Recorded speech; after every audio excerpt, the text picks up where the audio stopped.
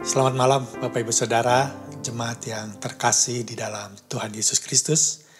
Puji Tuhan jika malam hari ini kita bisa kembali bersama-sama merenungkan bagian firman Tuhan dan juga memanjatkan doa-doa syafaat kita. Setelah menyelesaikan kisah dua tokoh besar beberapa waktu yang lalu, yaitu kisah tentang Elia dan Elisa, malam hari ini saya memilih seorang tokoh lainnya yang tidak kalah besarnya dibandingkan dengan Elia maupun Elisa, bahkan bisa disejajarkan dengan tokoh-tokoh lainnya seperti Nuh, Abraham, Yakub, Yusuf, bahkan dengan Daniel dan ketiga kawan-kawannya. Bahkan dengan seorang yang bernama Daud. Pribadi ini atau tokoh ini adalah seorang yang dikenal atau berdasarkan literatur yang saya baca, orang ini dikenal sebagai a man of God. Dia seorang yang sangat dekat dengan Tuhan, seorang yang sangat peka dengan isi hati Tuhan. Dia tahu apa yang Tuhan pikirkan, itu yang dia pikirkan. Apa yang membuat Tuhan sedih, itu yang dia tangisi. Apa yang ingin Tuhan lakukan, itu yang dia lakukan. Apa yang Tuhan sedang rencanakan, itu yang siap dia kerjakan. Artinya kemanapun Tuhan melangkah, ke situ dia melangkah. Seorang yang selalu berdoa kepada Allah, seorang yang benar-benar bergantung kepada Allah dalam segala situasi. Pribadi yang rendah hati, yang mau mengakui dosa-dosanya di hadapan Tuhan, mau mengerjakan apa yang dilakukan oleh bawahannya, bukan hanya nyuruh-nyuruh saja. Ya, seorang yang sangat rendah hati, dia mau mengerjakan hal-hal yang sepele di hadapan manusia. Dia adalah seorang pribadi yang saleh, seorang yang jujur, seorang yang murah hati, seorang yang senang melakukan perbuatan baik. Dia adalah seorang yang bijaksana, orang yang sabar, orang yang terampil, orang yang sangat setia terhadap tugas yang Tuhan berikan, seorang yang tekun, dia tidak mudah menyerah, seorang yang rajin, seorang pemberani, memiliki kedudukan yang tinggi di dalam pemerintahan, dia memiliki kekuasaan, dia seorang yang sangat disayang dan sangat dipercaya oleh raja, pemimpin yang memiliki wibawa. Seorang pemimpin yang membawa pembaharuan dan pemulihan bagi bangsa di mana nenek moyang atau orang tuanya berada, yaitu bangsa Israel. Bapak Ibu Saudara, saya rindu kita sama-sama belajar dari orang yang seperti ini dalam beberapa minggu ke depan. Siapakah orang ini? Dia adalah seorang yang bernama Nehemia. Saya percaya jika kita sungguh-sungguh berdoa dan rindu untuk meneladani apa yang dilakukan Nehemia di hadapan Tuhan maupun sesama, saya percaya melalui anugerah dan pertolongan Roh Kudus dan kesungguhan hati kita, kita bisa memiliki kehidupan atau karakter-karakter yang dimiliki oleh Nehemia. Seorang yang patut kita teladani. Dengan pertolongan Tuhan, saya percaya sebatas yang Tuhan perlukan bagaimana seharusnya kita hidup, kita bisa jalani secara optimal. Tentu setiap orang berbeda karena situasi dan kondisinya sama. Kita tidak sedang membandingkan keberadaan kita dengan Nehemia karena situasi dan kondisinya yang berbeda. Tetapi maksud saya, apa yang akan kita pelajari tentang Nehemia bisa kita terapkan di dalam kehidupan kita sesuai dengan situasi, konteks, dan keberadaan kita saat ini. Sekalipun ada banyak kesamaan Bapak Ibu Saudara, khususnya bagi kita yang tinggal di negara bukan di Indonesia saat ini. Kita dilahirkan di Indonesia, tetapi kita sekarang sedang berada di luar Indonesia. Ya, oleh sebab itu Bapak Ibu Saudara, saya mengajak dan menantang setiap kita untuk sama-sama membaca kisah Nehemia ini dengan lebih seksama. Mungkin kita sudah membaca sebelumnya, tetapi berkaitan dengan khotbah seri yang akan kita ikuti dalam beberapa minggu ke depan, saya berharap Bapak Ibu Saudara bisa kembali membaca bagian kitab ini. Kitab Nehemia terdiri dari 11 pasal. Seandainya Bapak Ibu Saudara mulai hari ini membaca satu pasal saja setiap hari, akan selesai dalam 11 hari. Dan kita terus membaca kembali kepada pasal pertama sampai apa yang kita pelajari dari kitab ini selesai.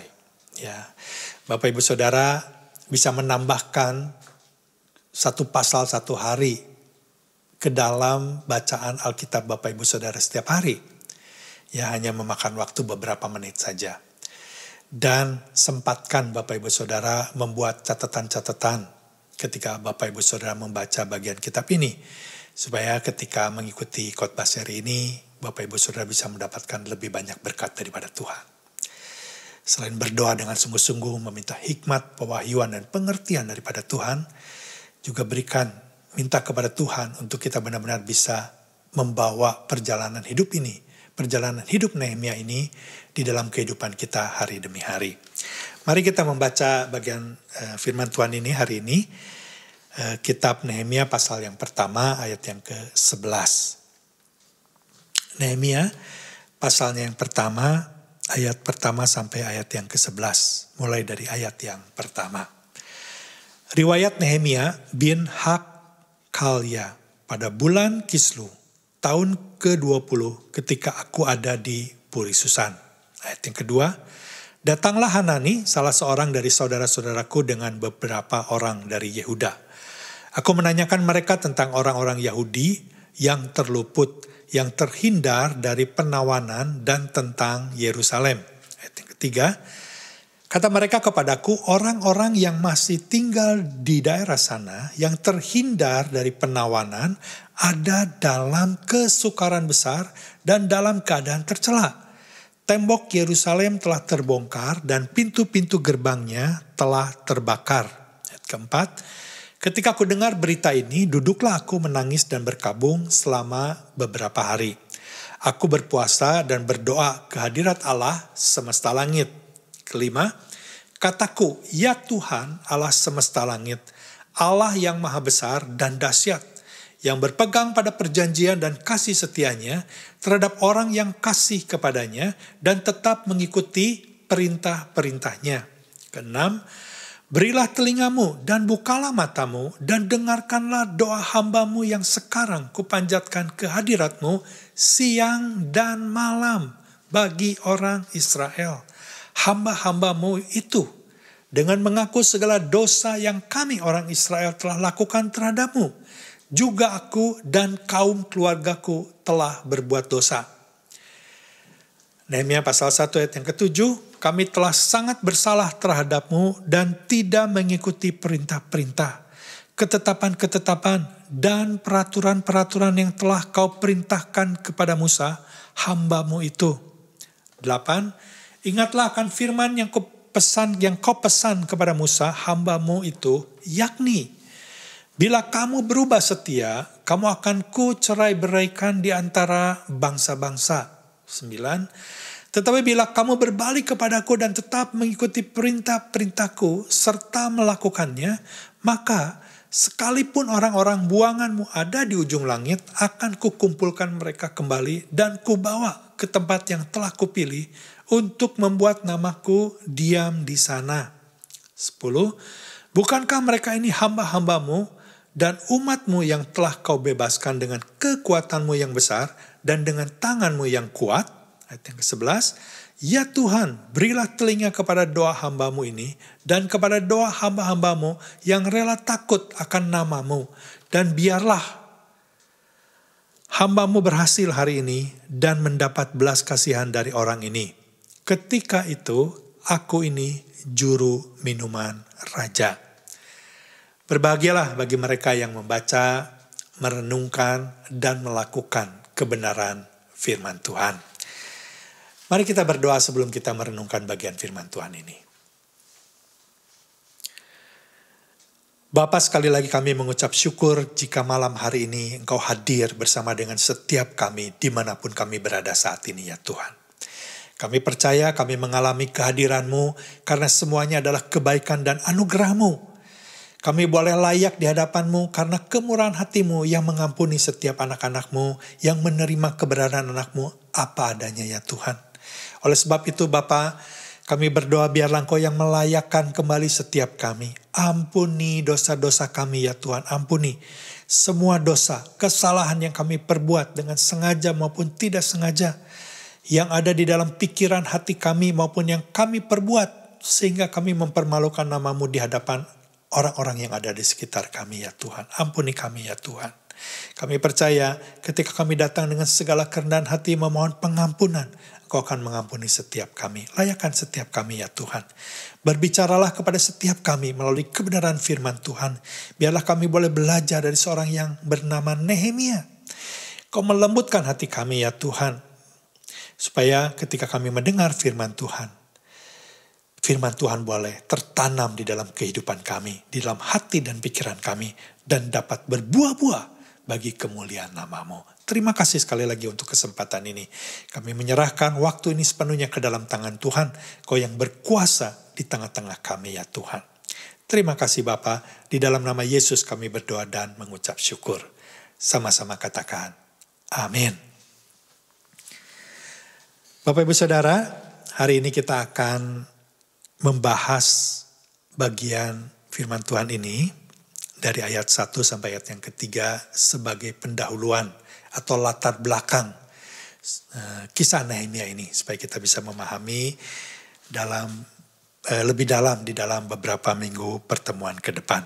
Saya akan membacakan bagi Bapak Ibu Saudara sekali lagi Nehemia pasal 1 ayat 1 sampai yang ketiga. Riwayat Nehemia bin Hakalia pada bulan Kislew, tahun ke-20 ketika aku ada di Puri Susan. Ayat yang kedua, datanglah Hanani, salah seorang dari saudara-saudaraku dengan beberapa orang dari Yehuda. Aku menanyakan mereka tentang orang-orang Yahudi yang terluput, yang terhindar dari penawanan dan tentang Yerusalem. Ayat yang ketiga, kata mereka kepadaku, orang-orang yang masih tinggal di daerah sana yang terhindar dari penawanan ada dalam kesukaran besar dan dalam keadaan tercela. Tembok Yerusalem telah terbongkar dan pintu-pintu gerbangnya telah terbakar. Bapak Ibu Saudara, peristiwa ini terjadi di tahun 445 sebelum Masehi. Itu artinya lebih dari 140 tahun setelah Yerusalem dihancurkan, dikalahkan oleh kerajaan Babilonia dan juga kerajaan Persia di tahun 586 sebelum Masehi.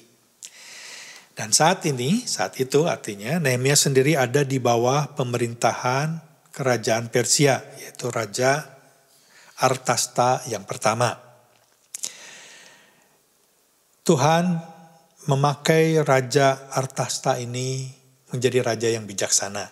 Kita tahu Bapak Ibu Saudara bahwa hati raja seperti batang air yang dialirkan kemana saja Tuhan mau mengalirkannya. Seorang raja yang bijaksana yang mengizinkan Nehemia kembali ke Yerusalem untuk sementara memperbaiki tembok dan mengadakan pemulihan kota Yerusalem dan meningkatkan kesejahteraan masyarakat Yerusalem. Jadi sekali lagi ini adalah kedaulatan Tuhan ya, yang peduli dengan umatnya. Sebelumnya sudah ada 2 kali rombongan yang kembali dari pembuangan yang dipimpin oleh Esra dan Serubabel di tahun 538 sebelum Masehi dan juga 457 sebelum Masehi. kepulangan Ezra tujuannya berbeda. Ezra pulang dari pembuangan untuk membawa pemulihan hal-hal yang bersifat spiritual atau kebangunan rohani. Umat Allah dibawa atau diingatkan kembali untuk mau kembali kepada Tuhan. Ya, dosa-dosanya dibawa kepada Tuhan untuk meminta pengampunan dosa. Terjadi kebangunan rohani yang besar di dalam rombongan yang dibawa oleh Ezra, ya, di mana hukum Taurat kembali dibacakan dan mulai kembali ditaati. Ya, itu di dalam kitab Ezra. Bapak Ibu Saudara bisa membaca itu. Kembali kepada Nehemia, kalau ini terjadi 140 tahun setelah bangsa Israel dikalahkan oleh musuhnya, ya, kerajaan Babilonia saat itu, berarti Bapak Ibu Saudara, Nehemia bukan asli lahir di Yerusalem. Berdasarkan literatur yang saya baca, ada kemungkinan Nehemia justru adalah generasi kedua atau ketiga setidaknya. Dia lahir bukan di Yerusalem tetapi di negara di mana dia dibawa atau kakek, nenek, atau orang tuanya hidup di negara asing, di bangsa asing. Yang saat itu adalah bangsa Persia. Ya. Saya kira ini sangat penting Bapak Ibu Saudara. Kalau Nehemia bisa menjadi seorang yang sangat luar biasa, seperti yang saya jabarkan tadi, kalau dia bukan orang asli yang lahir di Yerusalem, siapa yang berjasa?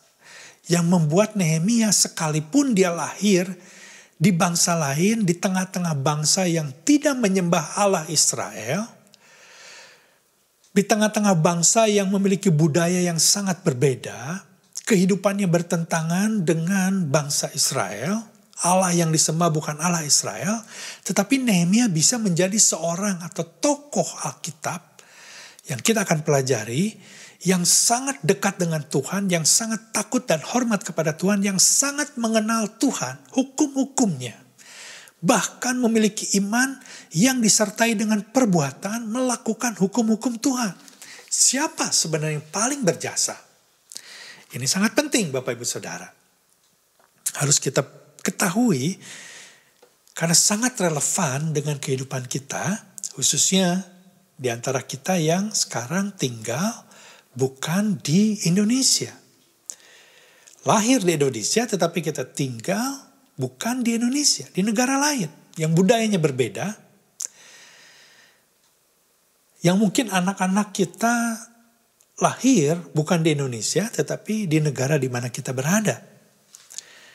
Kalau Nehemia bisa memiliki iman yang seperti itu, sudah seharusnya kita juga memiliki anak yang seperti Nehemia.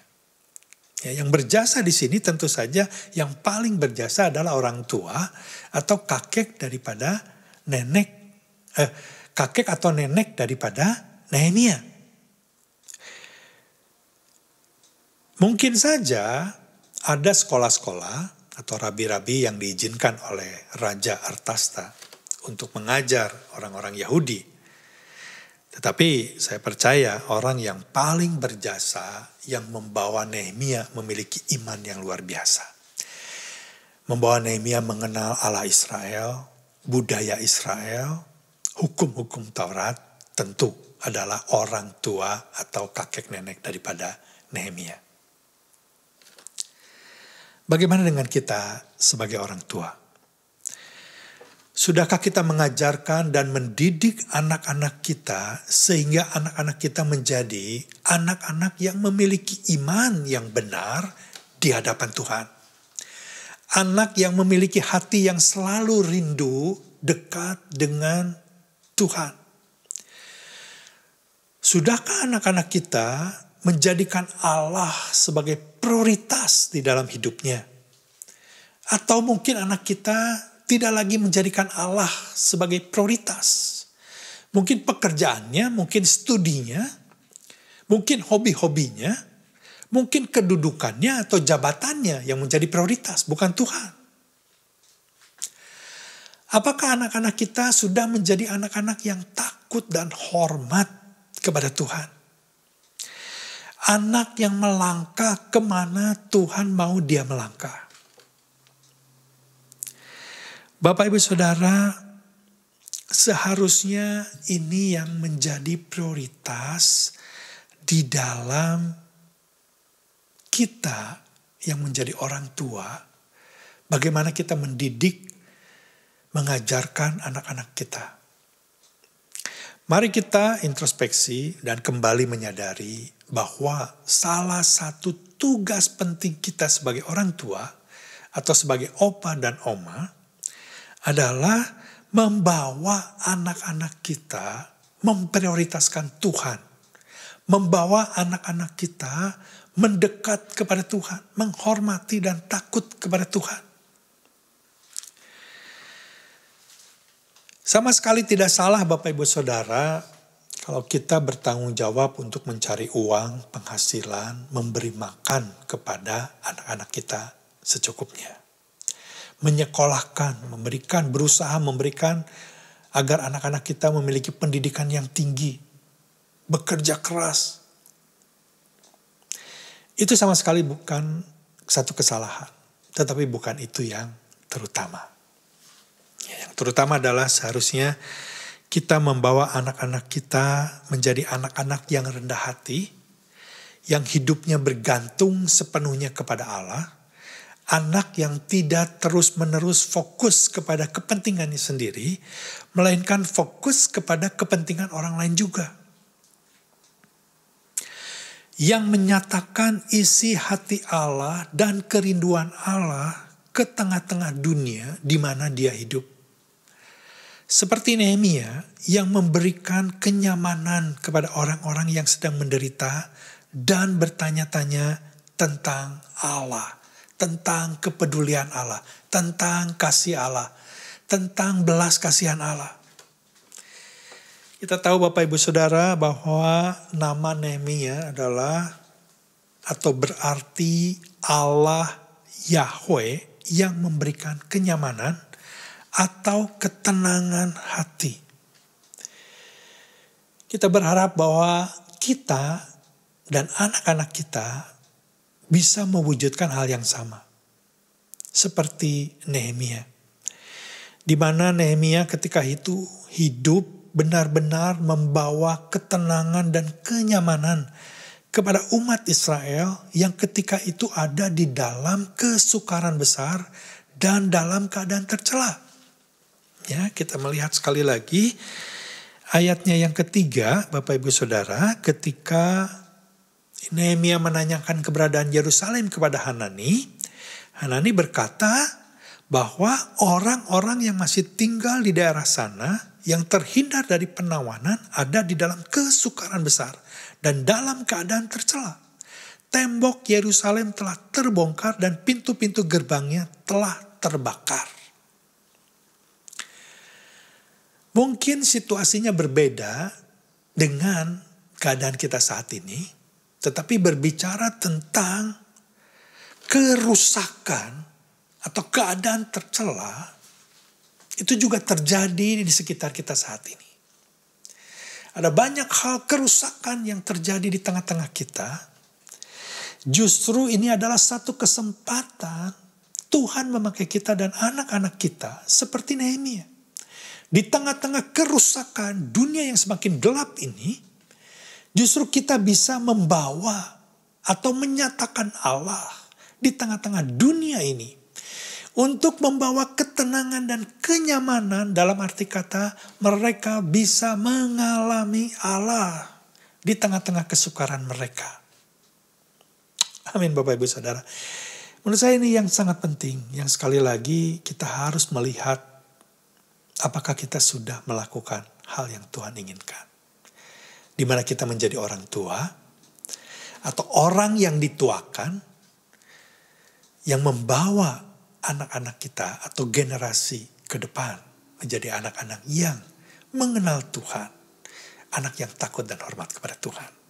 Jadi ketika Nehemia tahu keadaan Yerusalem dari Hanani, saudaranya, bahwa Yerusalem ada di dalam kesukaran besar dan tercela, ini artinya Bapak Ibu Saudara, keadaan yang dialami bangsa Israel dalam keadaan kesulitan yang luar biasa. Khususnya mereka yang hidup di bawah kemiskinan. Mereka diperas habis oleh para pejabat dan orang-orang kaya, dipinjami uang dengan bunga yang sangat tinggi, sampai-sampai semua hartanya diambil oleh orang-orang yang memanfaatkan situasi ini. Digadaikan, jangankan untuk membayar hutang, untuk membeli makanan pun mereka tidak mampu. Tetapi Bapak Ibu Saudara, yang dimaksud dengan kesulitan besar dan sangat tercela, lebih daripada itu semua. Sebenarnya keadaan ini sangat mempermalukan Allah Israel yang dianggap oleh bangsa-bangsa lain. Allah Israel menjadi Allah yang tidak berkuasa lagi. Atau kalaupun berkuasa, Allah Israel sudah tidak peduli lagi dengan umatnya.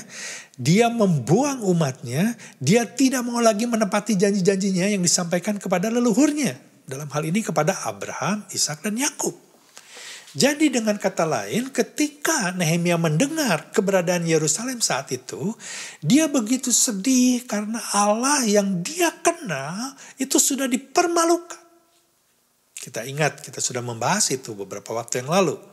Bahwa berbicara tentang kekalahan satu bangsa, ini berarti berbicara tentang Allah yang disembah oleh bangsa itu.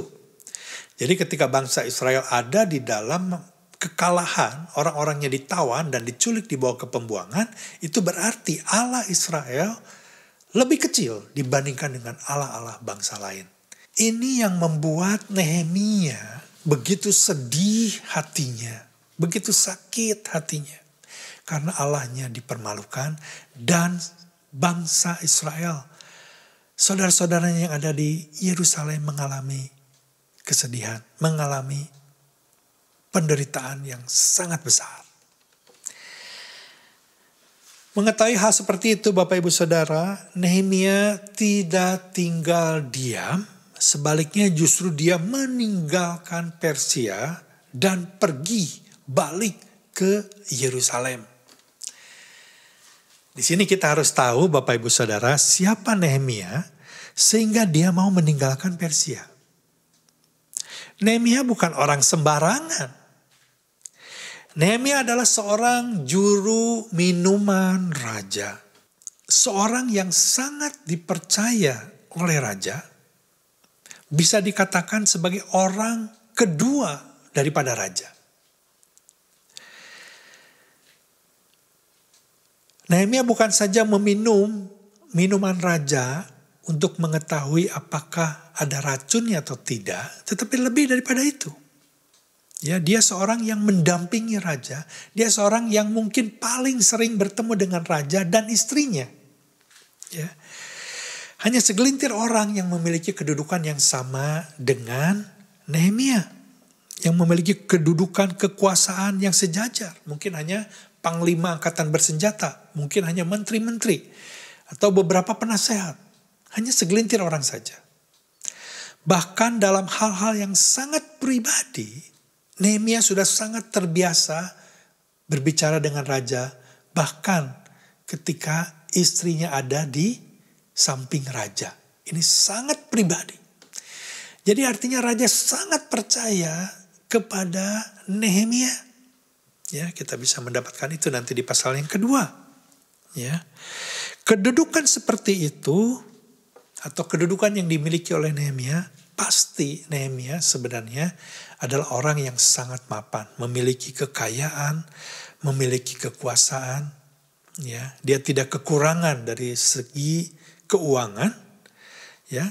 Tetapi dalam keadaan seperti itu, yang sangat mapan seperti itu, Nehemia mau meninggalkan semua itu untuk membangun kembali tembok yang rusak dan memulihkan kota Yerusalem dan mensejahterakan rakyat yang tinggal di Yerusalem atau di Israel saat itu.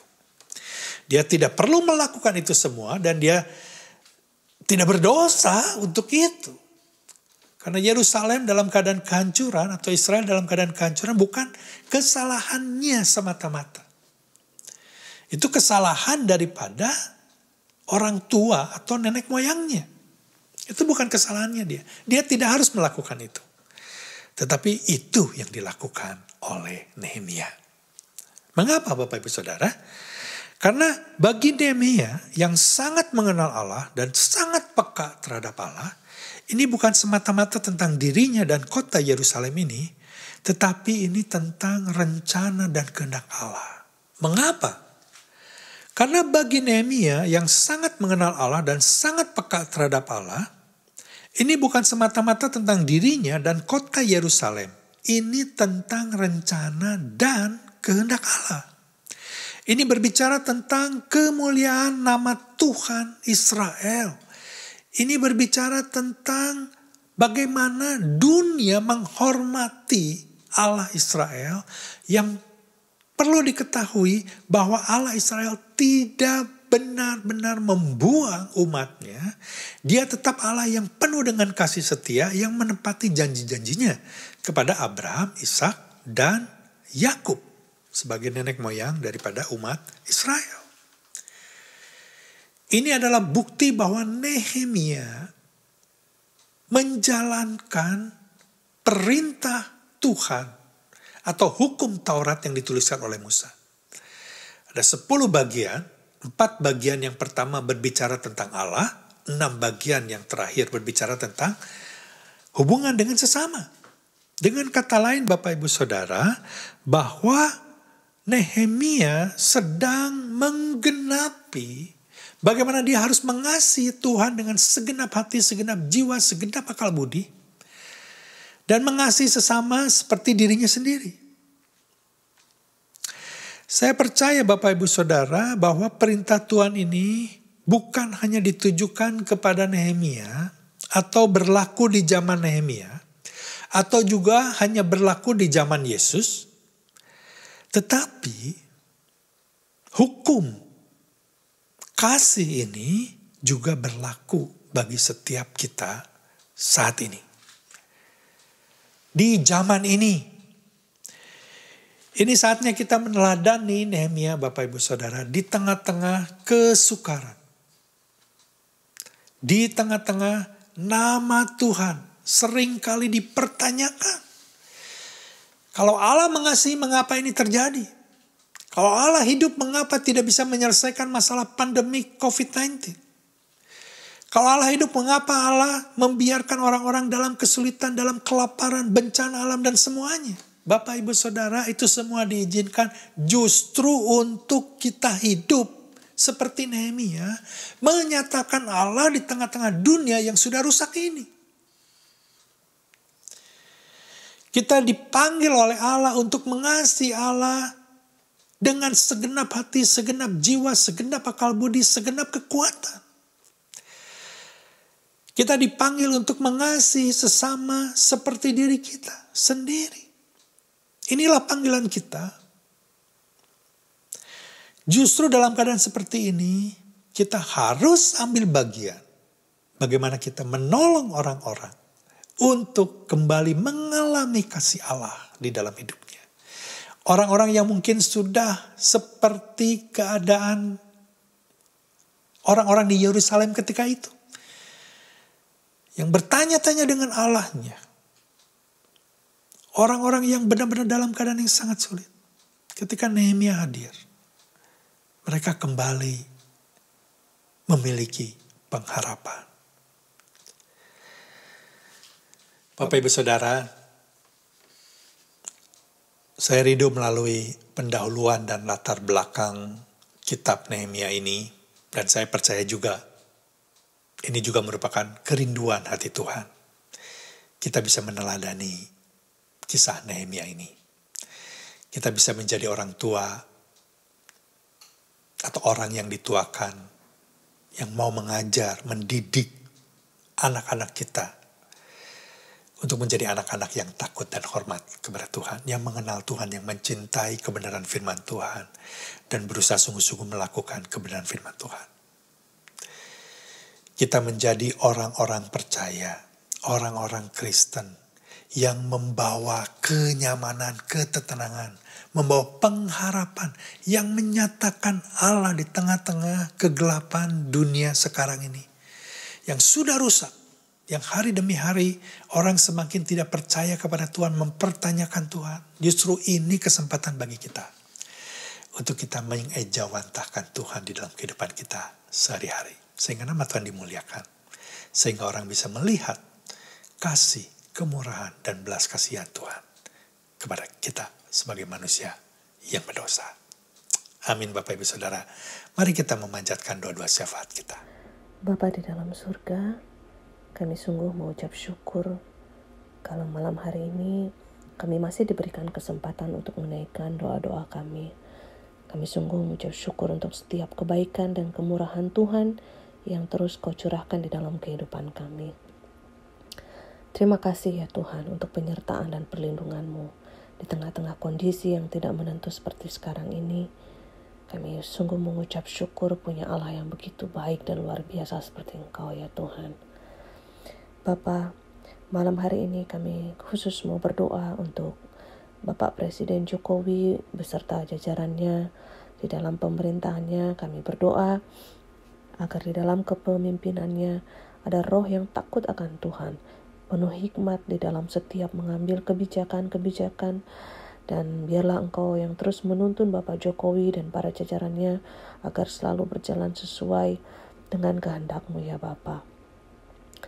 Kami juga mau berdoa untuk setiap pengusaha-pengusaha yang ada di Indonesia agar mereka bersatu hati untuk membangun dan memperkuat ekonomi yang ada dengan bekerja sama dengan baik.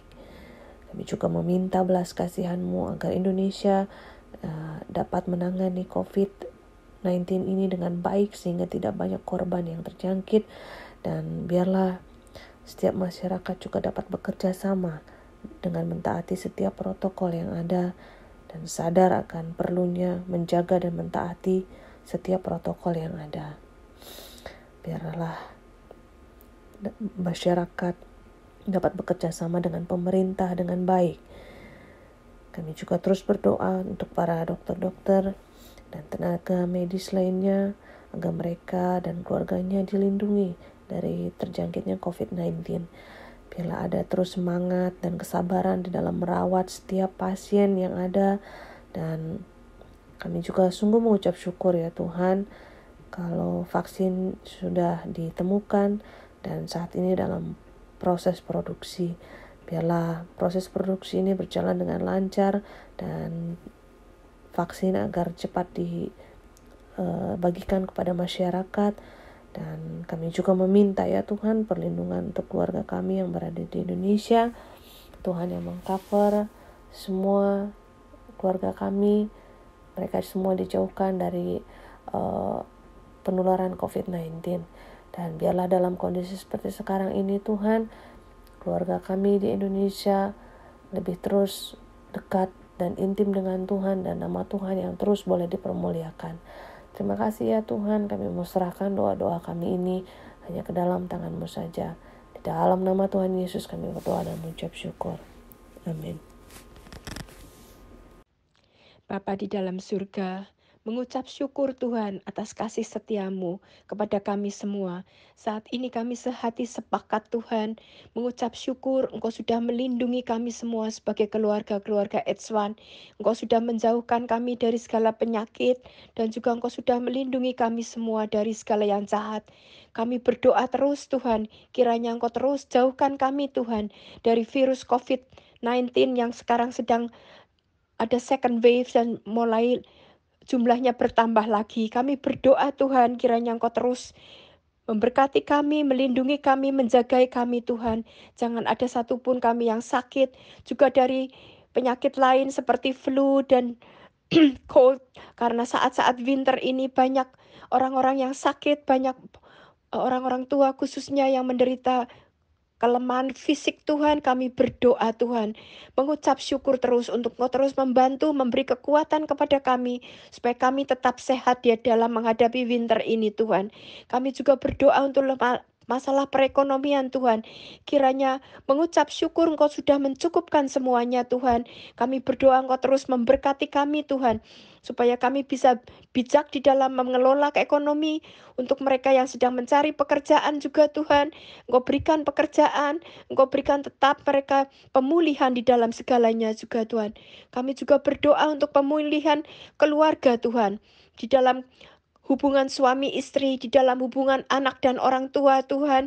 Kami juga berdoa untuk anak-anak remaja yang saat ini mulai memberontak Tuhan.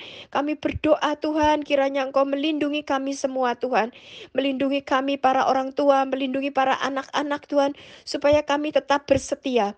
Kami minta Tuhan, roh yang takut dan gentarakan Engkau, roh yang mencari Engkau. Berikan kami roh yang haus dan lapar Tuhan, untuk kami terus mencari wajah-Mu Tuhan. Sehingga jangan sampai anak-anak kami ini di dalam zaman milenial ini kehilangan mereka Tuhan. Di dalam dunia yang sangat jahat ini, mari Tuhan, ajar dan beri wisdom pada orang tua Tuhan di dalam memelihara hubungan yang baik dengan anak-anak. Sekali lagi terima kasih Tuhan untuk penyertaan-Mu untuk keluarga H1.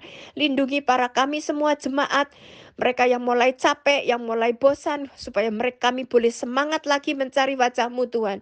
Juga lindungi para pimpinan, para gembala semua Tuhan, untuk mereka boleh sungguh-sungguh mencari Engkau dan Engkau yang melindungi. Terima kasih Tuhan, kami mengucap syukur atas kesetiaan-Mu, kebaikan-Mu, dan kami percaya Tuhan segala puji, hormat, dan kemuliaan hanya bagi-Mu. Di dalam nama Yesus kami mengucap syukur dan berdoa. Amin.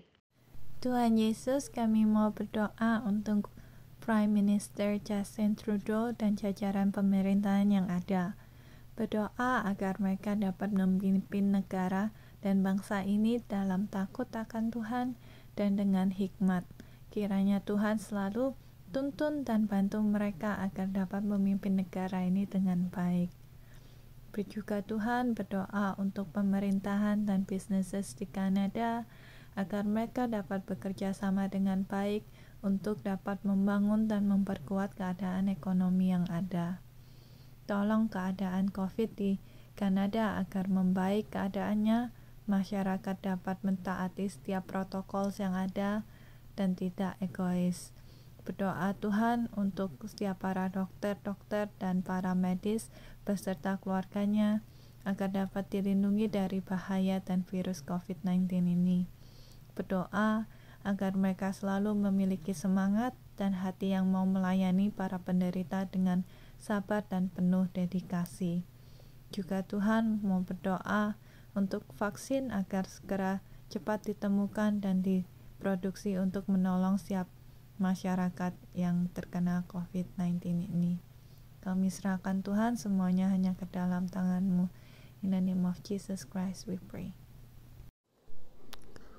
Bapa yang dalam surga, saat ini Tuhan kami mau berdoa untuk Pastor Gagan dan keluarga yang akan kembali melayani gereja-Mu ya Tuhan, minggu depan Tuhan. Saat ini Tuhan kami berdoa ya Tuhan, supaya Kau sendiri Tuhan yang berikan Tuhan semangat yang baru ya Tuhan, urapan yang dari Engkau ya Tuhan untuk pelayanan mereka ya Tuhan, saat mereka melayani gereja-Mu Tuhan, melayani kami semua dan melayani Engkau ya Tuhan.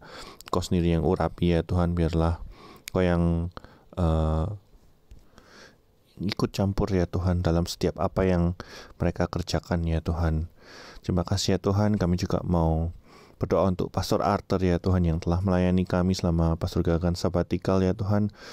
Bersyukur ya Tuhan untuk semua yang telah Pastor Arthur kerjain ya Tuhan, Pastor Arthur dan keluarga yang telah kerjain buat kami semua ya Tuhan, buat Engkau ya Tuhan. Kami berdoa ya Tuhan, Kau sendiri Tuhan yang berkati mereka ya Tuhan, berlipat-lipat ganda ya Tuhan apa yang telah mereka invest ya Tuhan di dalam jemaat-Mu ini Tuhan. Biarlah itu semua bisa bertumbuh Tuhan dan berbuah-buah ya Tuhan. Juga Tuhan kami mau berdoa ya Tuhan untuk rencana Pastor Arthur ya Tuhan untuk tinggal di Kanada ya Tuhan, untuk dapatkan permanent resident ya Tuhan. Kami berdoa ya Tuhan, Kau sendiri Tuhan yang bukain jalan ya Tuhan, apapun yang Engkau punya rencana ya Tuhan, rencana-Mu untuk keluarga ini Tuhan, dimanapun Kau mau pakai mereka ya Tuhan. Kami berdoa ya Tuhan supaya Engkau yang bukain jalan ya Tuhan, supaya mereka dapat ya Tuhan melakukan apa yang Kau mau Tuhan dengan maksimal ya Tuhan, dengan segala talenta mereka ya Tuhan, Kau yang pakai ya Tuhan, dan kami percaya ya Tuhan Kau punya rencana ya Tuhan. Kami berdoa juga ya Tuhan untuk studinya Pastor Arthur ya Tuhan, Kau yang pimpin juga ya Tuhan, berikan hikmat ya Tuhan dalam setiap apa yang dia kerjain ya Tuhan, Kau yang berkati juga ya Tuhan. Terima kasih Tuhan, terima kasih Tuhan. Kami mau serahkan semuanya hanya dalam nama Tuhan Yesus Kristus. Amin.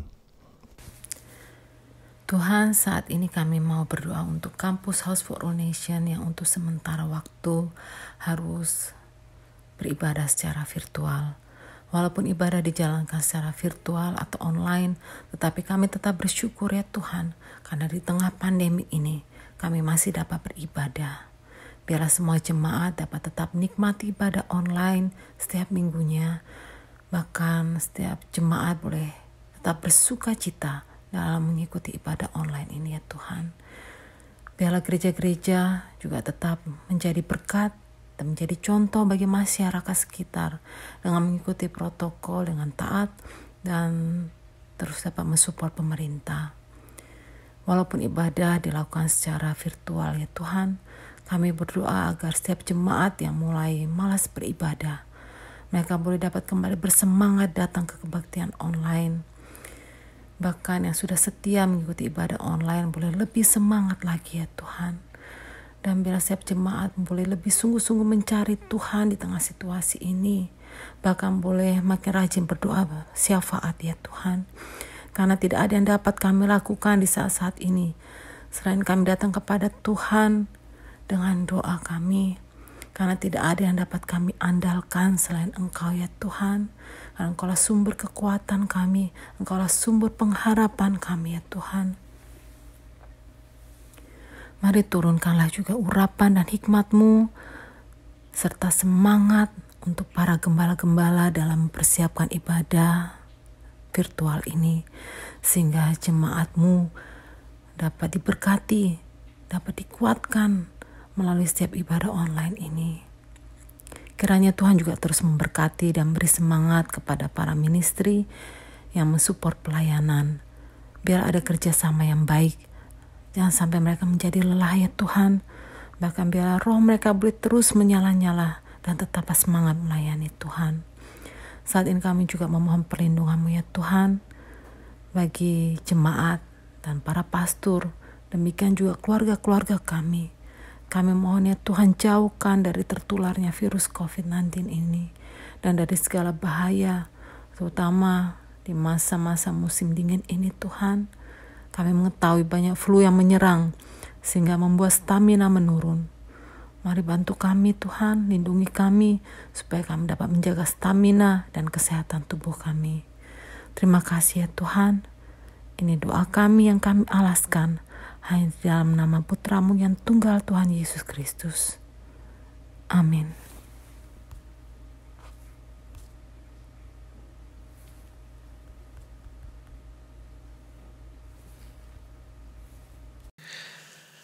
Bapa, sekali lagi kami mengucap syukur dan berterima kasih untuk kebaikan, kemurahan hati Tuhan.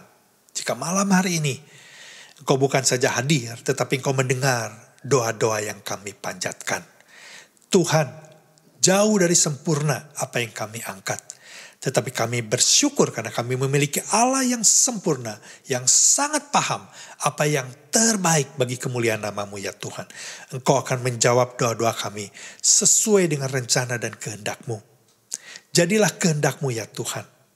Terima kasih, kami menyerahkan sisa hidup kami ke dalam tangan Tuhan. Sekali lagi, biarlah semua kehidupan kami mau kembalikan bagi kemuliaan nama-Mu. Terima kasih Tuhan, Kau memberkati dimanapun jemaat-Mu berada saat ini. Di dalam nama Yesus kami berdoa dan mengucap syukur. Sama-sama katakan, amin. Selamat malam Bapak Ibu Saudara. Sampai jumpa nanti hari Minggu di dalam ibadah online jam 3. Tuhan memberkati.